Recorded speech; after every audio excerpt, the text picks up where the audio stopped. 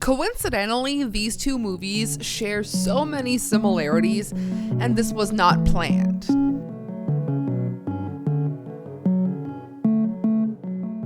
What's up, ghouls and gals? Welcome back. Today we have another installment to my little series called I Finally Watched, where I am going back to purposely watch movies that I skipped for one reason or another to see if it was for good reason, or to see if I actually liked these movies that I purposely skipped.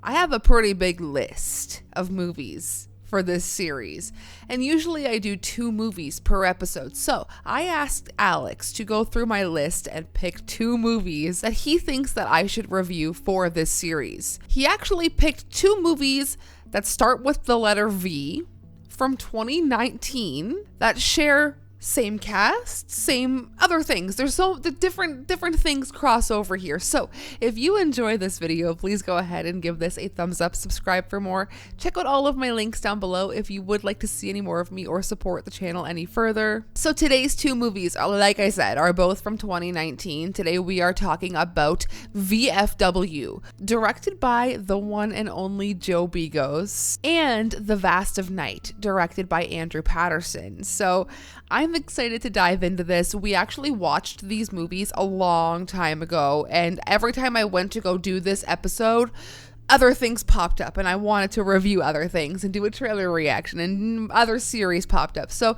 I'm really happy that we're finally getting into this today. So let's start with VFW. Like I said, from 2019, directed by Joe Begos, a typical night for veterans at a VFW turns into an all-out battle for survival when a desperate teen runs into the bar with a bag of stolen drugs. When a gang of violent punks come looking for her, the vets use every weapon at their disposal to protect the girl and themselves from an unrelenting attack. And this movie is exactly that. There's no bells and whistles. It's point A to point B. We have someone coming in and they have to defend their turf. It's got Joe Begos' signature, lots of violence, lots of blood, lots of gore, and enough F-bombs to piss off your mom. And not to mention the neon lights. Joe Begos loves a neon light. A neon light hates to see Joe Begos coming.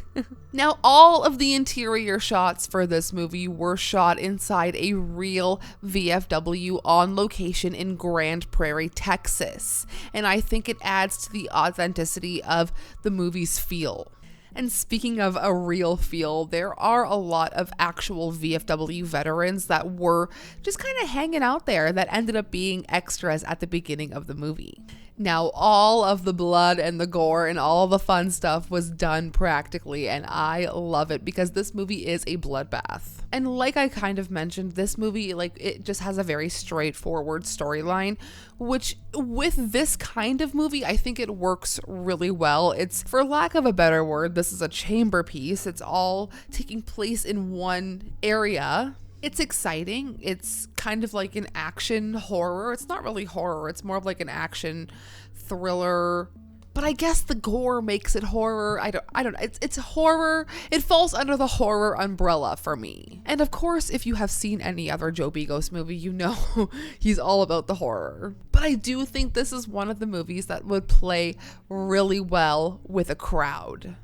Now, VFW also has an amazing cast of old guys. Stephen Lang from Don't Breathe and Avatar, William Sadler from Demon Knight and Shawshank Redemption, Fred Williamson, who is a blaxploitation icon, Martin Kove, who was from The Karate Kid and Cobra Kai, David Patrick Kelly, who was in The Warriors and The Crow, and the one and only George Wendt, who I'm pretty sure was recently in Terrifier 3. And speaking of the casting, both VFW and Vast of Night star the wonderful Sierra McCormick, and she has been in so many movies I have talked about on this channel.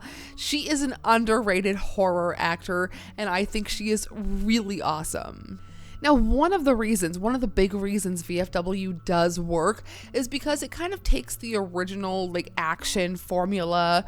The old guys are the bad guys, the young guys are the good guys. It kind of flips that formula, and it works so well because the old guys in this movie are so spry and they're so full of life, and you actually feel for them and you don't want anything to happen to them, but you actually want them to kick these young guys' asses, you know? It's the older guys holding down the fort while the younger generation comes and invades their space. Depending on what way you look at it, it could be a good or bad thing. But anyways, I really enjoyed this movie. It's a solid action movie. It moves really fast. The gore is spectacular.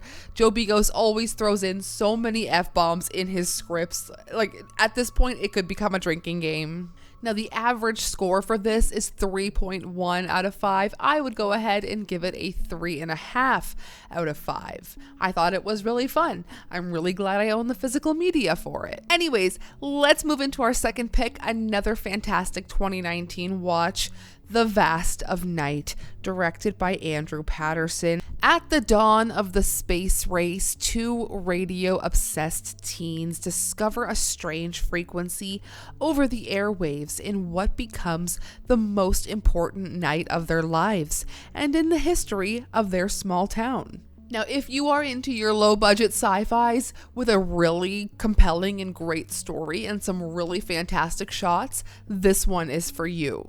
Don't sleep on this movie. It is quite slow-paced in comparison to the one we just talked about, but it is worth the watch. There is a super long, super long, I think almost close to like a 10-minute long take in this movie. It appears unbroken, but it is actually made up of 4 longer shots.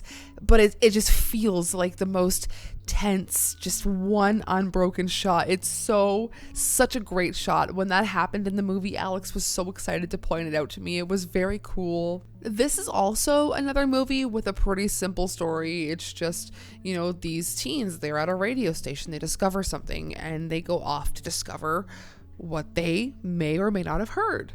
But something I really appreciate about this is the radio station that the kids are at. The abbreviation for the radio station is WOTW, and if you couldn't guess already what that would stand for, it is War of the Worlds. And I think that is an incredible little Easter egg in this space film. Now, the film takes place in 1958, and I think that does a huge service to the believability of this story for these characters, at least, because this exists in a time where radio and small town gossip, it was king, and finding an anomaly on a radio wouldn't be too far-fetched because the radio was the main source of entertainment.